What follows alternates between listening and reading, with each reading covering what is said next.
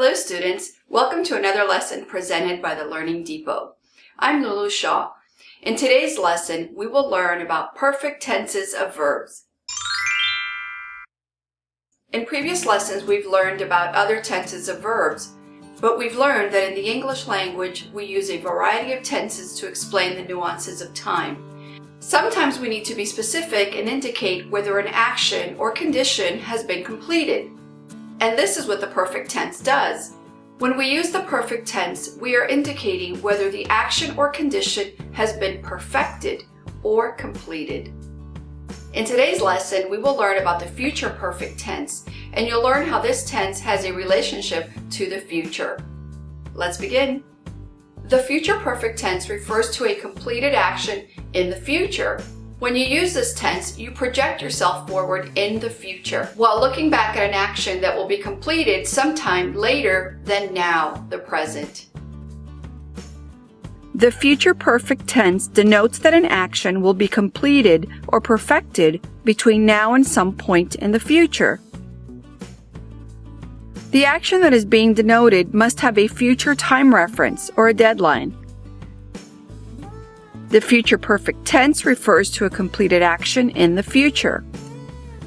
When we use this tense, we are projecting ourselves forward into the future and looking back at an action that will be completed sometime later than now, the present. It is most often used with a time expression. This future time limit can be exact, with date and time, as in 10 o'clock, tomorrow morning, next Monday, or vague, as in sometime next month, next year, or any other time in the future. This future time of comparison can also be an event that happens in the future. Prepositional phrases are often used with the future perfect tense, such as by the time, as soon as, when, from now, and at. Let's look at how we use the future perfect tense. Note that there may be some overlap over these depending on the context of the action or condition. We can use the future perfect tense to describe an action that will be completed or perfected at a specific time in the future. We will usually use the o'clock expression or a specific time. We also use the future perfect tense to describe an action that will be completed or perfected before another action in the future. And we can use the future perfect tense to describe an action that began in the past and will be completed or perfected at some time in the future. To form the perfect tense, we use a verb form called a participle. For the perfect tense, we will use the past participle.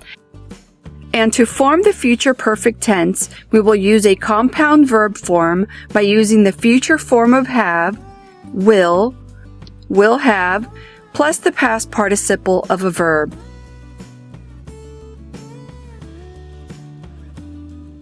To form the future perfect tense with the pronoun I, we would say, I will have asked. With the pronoun you will have asked. With the pronoun he, she, or it, he will have asked, she will have asked, it will have asked. With the pronoun we will have asked, and for the pronoun they will have asked.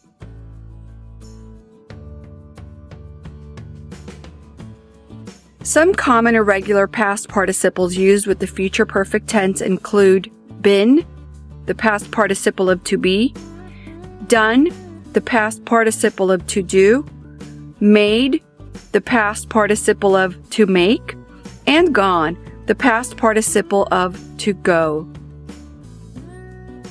Will have been, will have done, will have made, will have gone.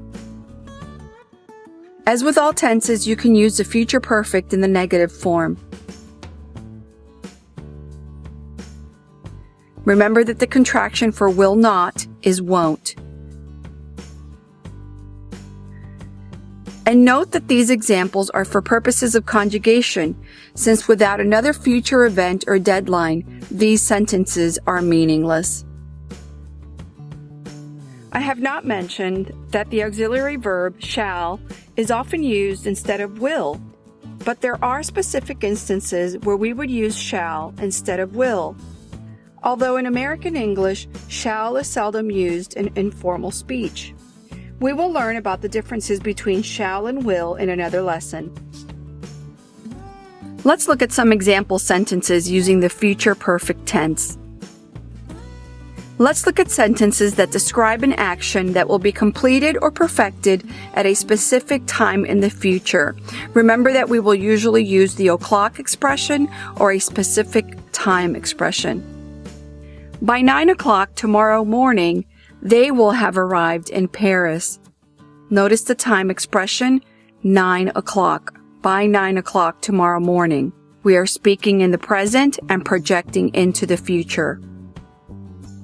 They will have finished decorating the Christmas tree by Christmas Eve morning. Again, notice in these two sentences the preposition by Christmas Eve morning, or by 9 o'clock tomorrow morning, and you have specific time references.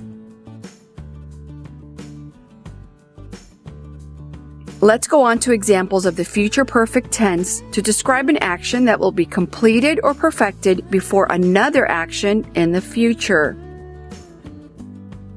Will Nancy have finished her project by the due date? In this sentence, we notice two events. Nancy has to finish her project, and there's the due date. Two actions. Again, notice the use of the prepositional phrase by the due date. And this particular sentence is in the form of the question, and the subject is in inverted order. Let's look at the next example. Because she is a procrastinator, Nancy will not have finished her project by the due date. This sentence begins with a subordinate clause, and it is in the negative form. The verb phrase is interrupted by the adverb not. And let's look at the same sentence.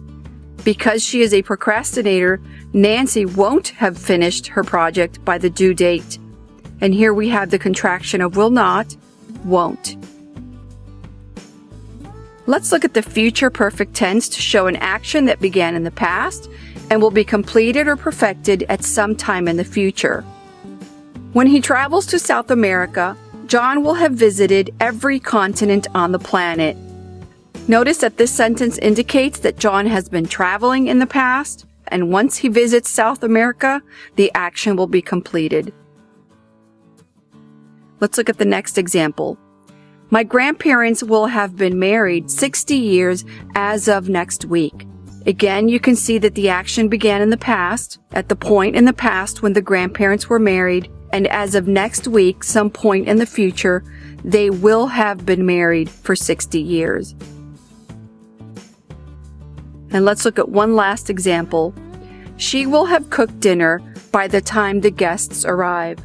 It indicates that she started cooking dinner at some time in the past, and by the time the guests arrive, which is in the future, she will have perfected the action. She will have cooked dinner by that time.